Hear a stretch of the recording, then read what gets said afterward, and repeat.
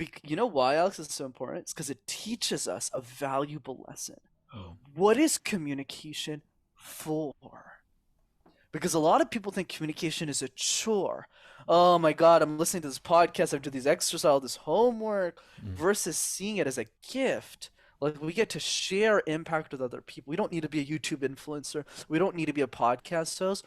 We Mm. just need 20 seconds in a video and a phone. Hello, and welcome to another episode of the Inquisitive Pig podcast, where I'm basically just trying to figure stuff out that hopefully helps you along the way. So today we're talking about talking. I had a great conversation with Brenden, who runs the YouTube channel MasterTalk. Brenden gives some great tips on how to improve your communication, and we delve into why this is such an important aspect of life, not just from a career perspective, but in your personal relationships too. So listen on if you'd like to know where to start with improving how you communicate. And for more stuff like this, head to the Inquisitive Pig website. Enjoy! Hi Brenden, how are you doing? Good, Alex. How are you, man? Yeah, I'm very good, thank you. Thanks for coming on. I'd like to know, why did you set up Master Talk? Yeah, for sure. So how it started was when I was in college. I went to business school, and I did these things called case competitions. Think of it like professional sports, but for nerds. So all the guys my age were playing like baseball or footy or rugby or cricket. I wasn't one of those guys, Alex. I did professional sports for nerds, which was presentations, and Wow. that's how I learned how to speak.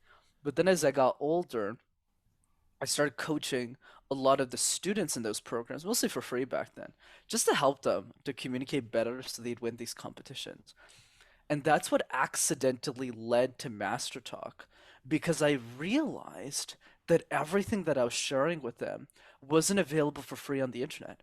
So I just started making videos to help people, and then a few years later, it just turned into something I never could have imagined. Cool. Okay, so it's been going for a few years now, has it then? Yeah, I've been coaching for 7. So I Wow. started when I was 19, and I started the YouTube channel almost 4 years ago. Okay. So as well as having the YouTube channel, you also have a business that coaches people on how to speak more confidently. Correct. But that business got built by accident. So for the first 3 years of my coaching career, I actually coached for free. I didn't even know you could charge for it. I didn't even know it was a business Oh, because I right. was working at IBM full time while I was making these videos for fun. That was Okay, my job that I lined up from those case competitions. sure. And then outside of work, I would just post videos.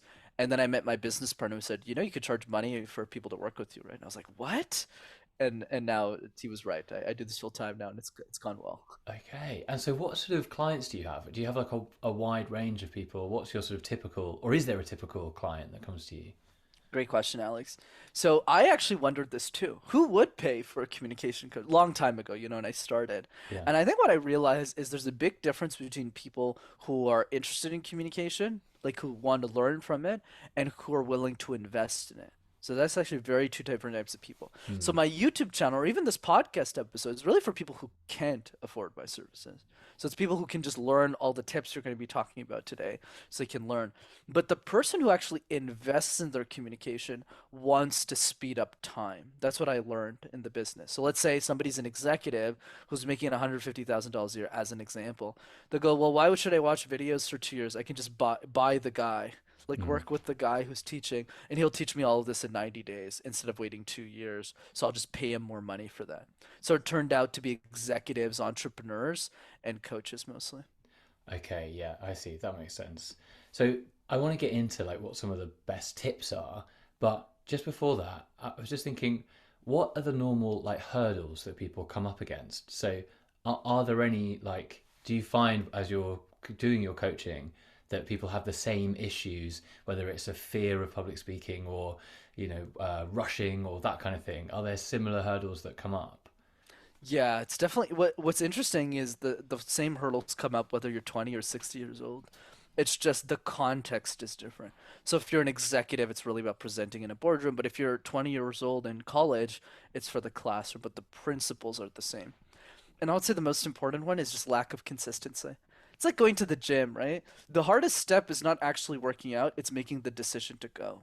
Mm. So a lot of people they go like, "What's the diet plan? What's the calorie intake?" Or when people ask me about my YouTube channel, "What's the equipment? Did you do somersaults before? What's your editing software?" And my answer to all of that is like, Yeah, I was just a dude in my basement who had no money, and I just started making videos. I just started. Yeah. Same thing with fitness. It's walking 15 minutes a day. If we're not doing that, why do we need to lift anything? Yeah. So the same analogy applies to communication, which of course we'll talk about, like the random word exercise, where you pick a random word like tissue box and you create random presentations out of thin air.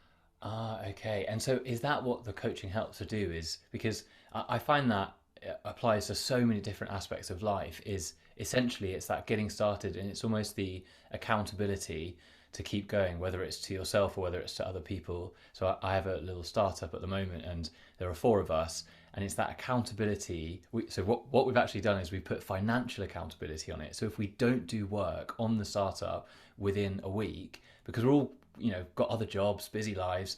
So if we don't do the work, we have to pay into the business. So it gives us a real accountability kick to, like, on a Sunday evening when I haven't done it, I'm like, do I want to pay £250 to the business? No, I don't. So I'll just sit and do some work, right, with the film on or whatever. But it's a really good way of like motivating to get something done.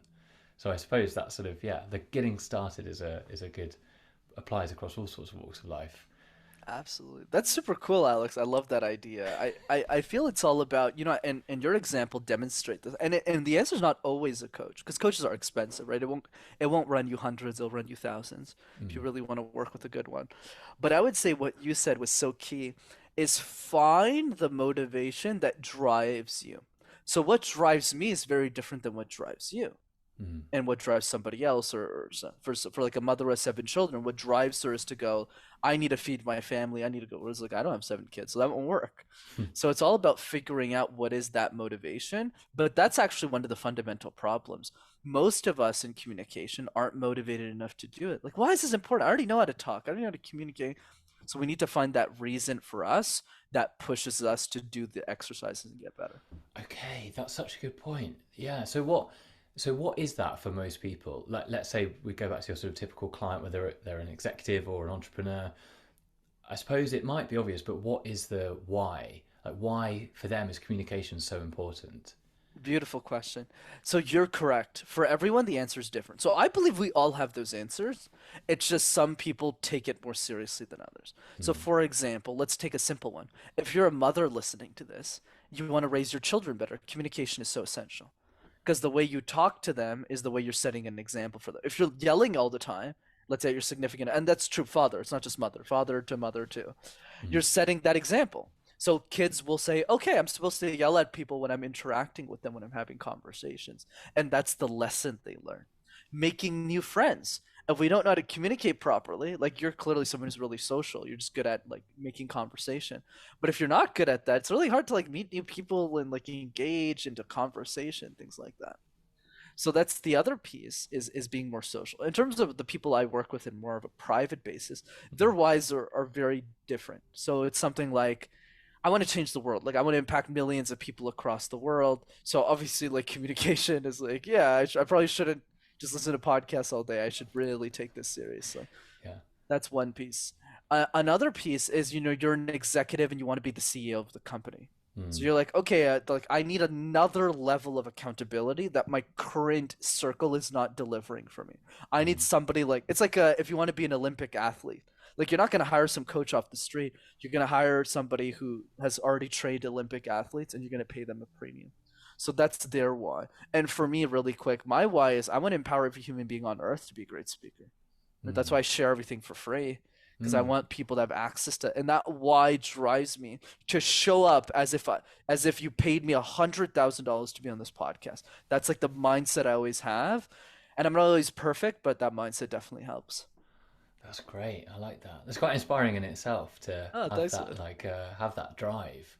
And I think you're right that certainly. So yeah, I went to drama school in a different life, and I found that some of the lessons that we learnt there, especially about communication and about having a clear story and making sure that story is communicated well and how that story is communicated, I found that that applies to so many areas in business. So in my sort of entrepreneurial work, how you communicate your story and your vision and your mission basically it is the main work of the founder or CEO, right? It's like if you can't convince other people of your story, and the only way you can convince them is through compelling communication, essentially, whether that is using facts and graphs and charts and all that stuff as well, that's still a form of communication.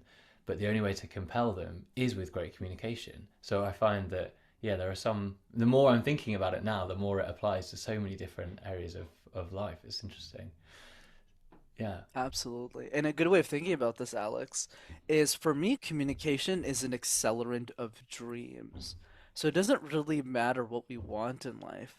Usually, communication plays a part in that. That's why I always ask these three questions. What do you want in life? What are your goals? What are your dreams? Who already has what you want? So if you want to build a company, who has already built one? If you want to raise a great family, who's a great father in your circle that you're like, wow, I wish I was that person? And but the third question that we never think about or think to ask is what kind of communicator are they? Mm. The person that has what we want. And it doesn't matter what it is. Owning a restaurant that has all the friends you wish you had. But how do they come across? What's their energy like, their presence? And how can we bring a little bit of that into ourselves so that we can have the same results that they do? Great. Okay. And so I like to get into it. What are the sort of core principles? Like if you we're going to start with somebody at the very beginning, so you sort of got them to thought about the why. Then how do you structure your sort of like guidance? What are the kind of big framework pieces that you look at? For sure, Alex. So for me, communication is like juggling 18 balls at the same time. Yeah. That's always been my perspective. So one of it's like body language, storytelling. You know, you got to tell a clear story. You got to be concise. You got to do eye contact correctly. Your facial expression better be perfect. And it gets really confusing for people Mm. because like, where do I start? Like, how do I do this? So the question I've always asked myself is, what are the three easiest balls to juggle? Because if we start with these three, then we could build up the momentum. So I'll pause after every single one so you can jump in as well. So the first one is the random word exercise that we alluded to earlier. Pick a random word like light bulb, like sink, like computer screen, and create random presentations out of thin air. So there's two reasons why this exercise matters. One, helps you think on your feet. Mm. Helps you make small talk. If you can deal with these uncertain moments, these random like avocado, make a presentation out of avocado trophy. What happens is it's really easy for you to talk to people because you'll be able to just think really quickly and say something witty. The second reason is if you can make sense out of nonsense, you can make sense out of anything. Mm. And that's the power of the random word exercise. So do that a few times a day. Ah, okay. I like that. I like a few times a day. Yeah, a few times a day. It takes like a minute, right? So if you Okay. do this like 3 to 5 times a day, it only takes 3 to 5 minutes. That's Yeah. it. Yeah. But if you do that for a year, you'll have done it almost 2,000 times, Yeah. Alex. And that's really the magic. It's like fitness. It's not Mm. about spending 3 hours studying, like working out until you die. No, it's about doing 15, 20 minutes every day for a year. And that's what creates the results. Yeah, the consistency is where the difference happens. Okay. Okay, so that's one of them. What's the next one? Absolutely. Or for the people listening, it could be 30 days. It doesn't have to be a year. But like Yeah, challenge sure. yourself 1 week, 2 weeks. So Yeah. the second one is called the question drill. We get asked questions all the time in our life, Alex. On a podcast, like I'm being asked right now, Mm. at work, at school, from our families, we're always being bombarded with questions. But a lot of us are reactive to those questions. We're not proactive to them. I'll give you an example. A few years ago, when I started guesting on podcasts, I was definitely not this relaxed. I was super nervous. I sucked. I remember some guy asked me, he said, Brendan, where does the fear of communication come from? And I looked at the guy and I said, I don't know. Los Angeles? London? San Diego? You tell me. So I was super reactive. I didn't know how to answer those questions. Mm. So instead, I became proactive, which is every single day for 5 minutes. 5 minutes. I would ask myself one question that I thought the world would ask me about my expertise, which in my case was communication. But if you do that every day for a year, Alex, you'll have answered 365 questions about your career, your business, or your life. Mm. So that's exercise number two. Okay, that is a really good one. Especially that feels I've never even heard of that sort of advice before, but that is really good, especially from like an executive's or an entrepreneur's perspective. Like that executive coaching must be so useful because you're right. Like if you can see this with like politicians when they get asked a question that they've never thought about before, they've never rehearsed, they go into, Exactly. they don't know how to behave, they don't know how to be normal. But then I suppose, do you also practice with people how to build the resilience so when they get a question that they don't know, how to answer that? Because I suppose from an executive perspective, you you want to seem on top of your brief. So if you do get something you don't know, you want to respond in the right way, right? Right. And to make this even more fun, to broaden the conversation a little bit, even as parents, right? Let's say our kid asks us, like, where do babies come from? Do we have an answer for that? Do we think about that? A lot of people Yeah. just go, they get sprung. They go, I don't know. And then you're kind of looking at your significant other, and you're kind of, even if I don't have kids, and you might not either, but it's just those situations too. It helps us prepare for that. But you're absolutely right. So there's two parts to this. One is going easy at the beginning. So what this looks like, the version one of this drill, is literally you're alone in your basement and you're typing out the answer to the question. And if you want to add 5 minutes to the clock, you might open a voice recorder on your phone and just read out the answer that you just wrote down on the paper. So it's Mm. simple. Like Mm. anyone can do that. And you don't need an accountability buddy. You just need to force yourself to do it every day. But then there's different levels to this exercise, which are more intense, that might make people a little bit more uncomfortable, which is more what I do privately. But let's say like the next level might be get a group of friends together and prep each other on different questions. Let's say you're a plumber, find three other plumbers in your area and just do questions with, if you're an accountant, do that with four other accountants. If you're a mother, do this with four other moms. Mm. And it just makes it more fun, and you're eating pizza and it's cool. Like it's not some boring exercise. You're going, what was the questions you got asked this week? Oh, I don't know the answers to that. Oh, I would tackle it this way. And you're taking each other's answers. Mm. But then, of course, for the CEO executive, it's a little bit more intense, right? It's okay, we're going to sit in a room for 3 hours. I'm going to bullet 100 questions to make sure that you're perfect. Yeah. And that's how the different levels play out. And then your question around how do you respond? The most important piece, Alex, if you don't know the answer, is not actually in the actual words, it's how you respond energetically. Yes. Example. Yes. Oh, that's a good point, Alex. So, let me get back to my team and I'll let you know. Versus, that's a great point, Alex. Let me get back to my team and I'll let you know. Same piece. I don't know what I'm Yeah. talking about, but my intonation's different. That's so true. Yeah, that's so true. I find that so much in meetings as well, that you can see the people who have really put the effort in and practice this stuff. They bring a calm energy. I find that that is the thing that separates leadership from the sort of lower down in business, is bringing a calm, sort of stable, secure energy to a meeting.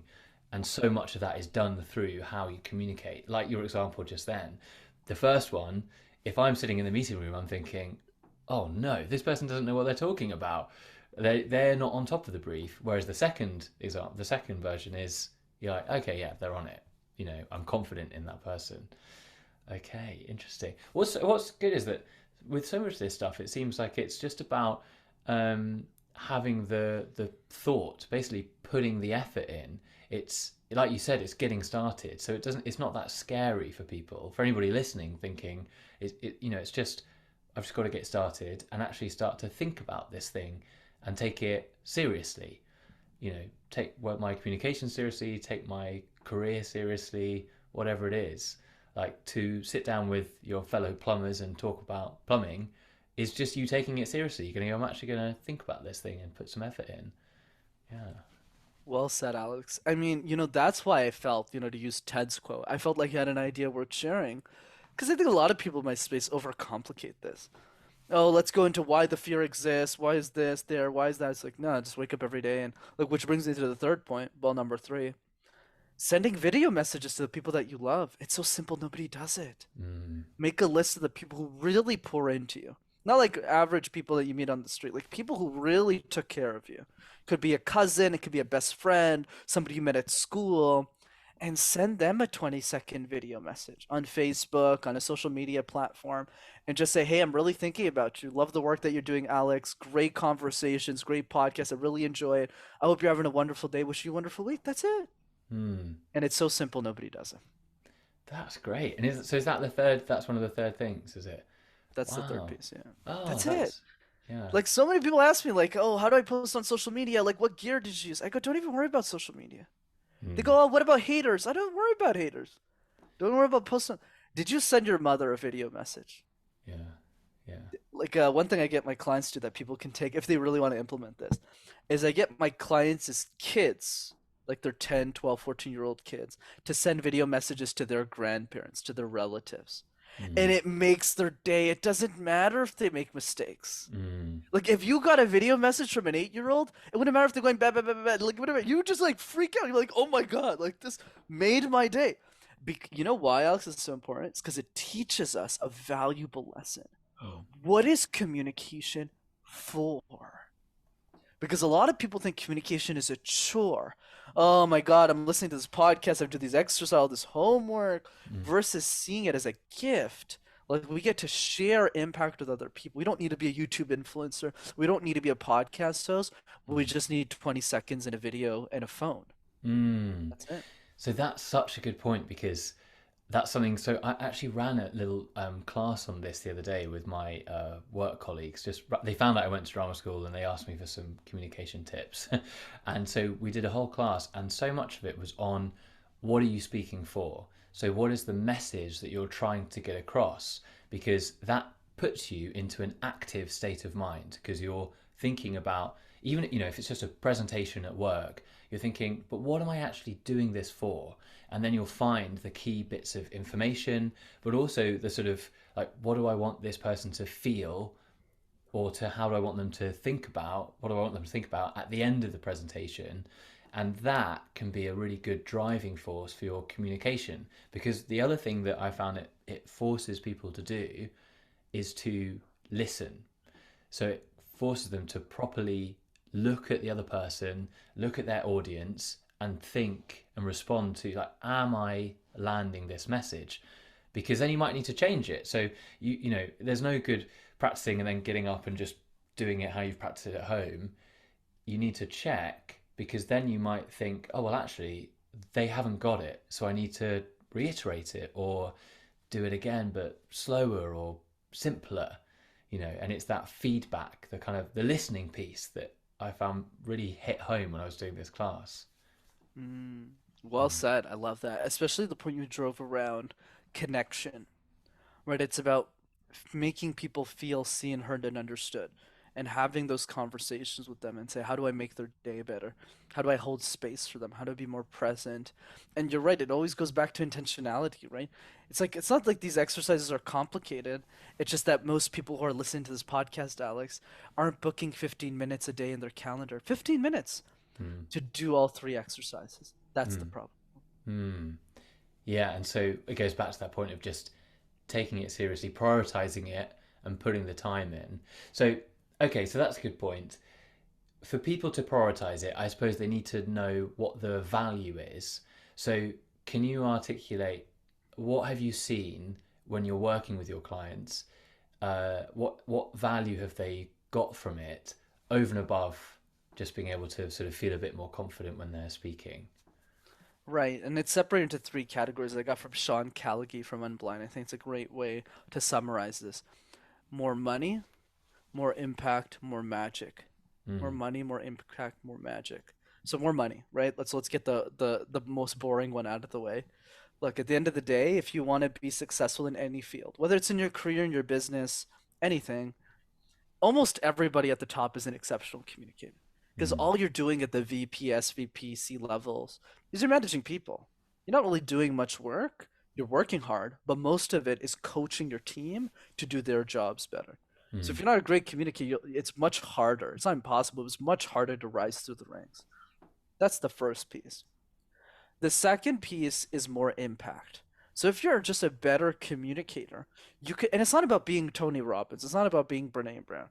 It's about saying like, okay, if I'm brave enough to give a presentation in front of 30 people at a church or 15 people in my local school, that's a lot more impactful than having 15 one-on-one conversations and burning out Mm. and being like, "Oh my God, this is so long." Whereas if you were just able to speak on a stage in front of 100 people, like, boom, you just spent an hour and impact 100 lives. So Mm. you're able to take your message and scale it. Whether that message is big or small, it doesn't really matter. It just allows you to share your voice with a lot more people and really be that reassurance. And then Mm. the third piece is just magic, right? Magic is just those areas of life that we don't really think about with communication that help us when we're at a coffee shop in Rome and we see this amazing girl, this person next to us, and we just strike up a conversation with them. And it turns out you have like seven things in common. You're both reading the same book. That's magic. Mm. It's getting introduced to a friend because you had a great communication. You met him and he said, "Oh, you got to come to this party." And you go to this party and you're like, "Wow!" Like all these opportunities happen because you didn't stay in a box. So that's really the magic. It helps us lead a more fulfilling life. Mm. It like that's so true. It sounds it supercharges connection, right? In all whether it's a connection of minds that's like I've got this business idea and I need to be able to articulate it to 10, 50, 100 people, whether it's in a room or on a call or whatever it is. I need them to fully understand my idea, so I have to be able to communicate it properly. Or it's the connection of like the person in the coffee shop that just the one on one, or like you said, the family member. Why wouldn't you want to connect as fully as possible with a loved one? And great communication helps you to do that. And this is what I found with the class is that it helps you to communicate your ideas, right? But the more you think about and practice this stuff, it actually also helps you to receive ideas as well, because you start to properly listen. So to change how you speak and how you communicate, you have to listen to yourself. And then you start to listen to other people and you hear a detail that you might not have heard before.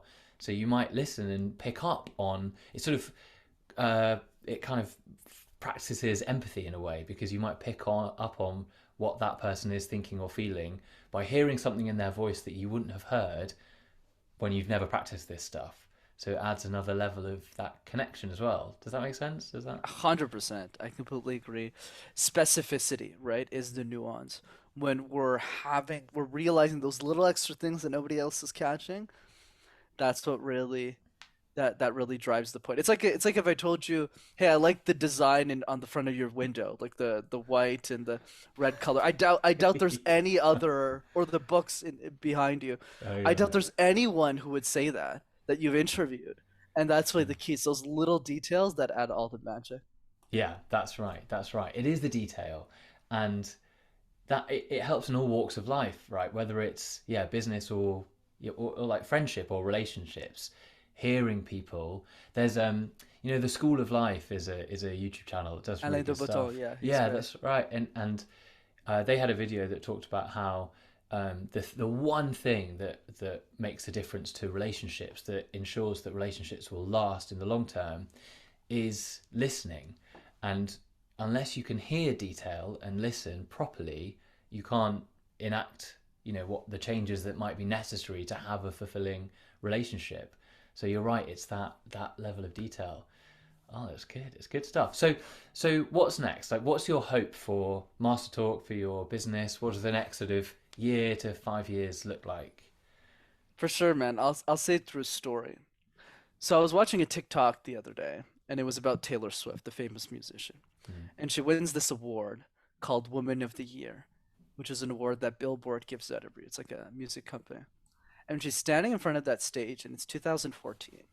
And she says, "Your future Woman of the Year is 11 years old right now. She's in a choir, she's learning how to sing, and she has big dreams to be somebody. And we need to take care of her." And then what happens is 6 years go by, and it's 2020. And Billie Eilish becomes the youngest inductee in Billboard's history to win Woman of the Year Oh at wow. the age of 17. So it's pretty wild. So she gets up on the stage. She's got her big bulky jacket, her big glasses, and she goes, "Yeah, yeah, what's up, guys? Like, I don't know how I won this award." She just keeps rambling. But then in the last 30 seconds, she says something that really solidifies my mission and why I exist. She looks at the crowd and goes, "Oh, yeah, yeah, yeah. Like when it was like 2014, I was watching Taylor Swift's speech and I was 11 years old. And I was learning how to sing and I was learning how to do choir and piano, and you all took care of me. So thank you." And then she walks off the stage. And the reason that resonated with me so much, Alex, because I thought about the next Elon Musk. You know, when Elon was 13 years old and he was some kid in South Africa and he was being abused by his dad, nobody cared about him. Mm. Nobody sat him down and said, "Hey, you're going to be a superstar someday. You should probably become an exceptional communicator." So the reason I point that out is the next Elon that we don't know who it is could be a girl in Cambodia who's 7 years old. What are we doing for her? And I realized in that moment that I was the only person thinking about that girl in Cambodia from a communication perspective. So my mission is to be the next Dale Carnegie, not for ego, not for flack, but because if I become the best in the world, I can share all of my knowledge about communication with every human being on the planet so that the next Elon can still learn from me, even if they'll never meet me. And I think that's the powerful vision of my life. That's great, man. That's amazing. And yeah, God, I love that. Good story as well. That's a really Thanks, good man. way I've of refined it over the years. yeah. Well, it's a great way of articulating what you want to do.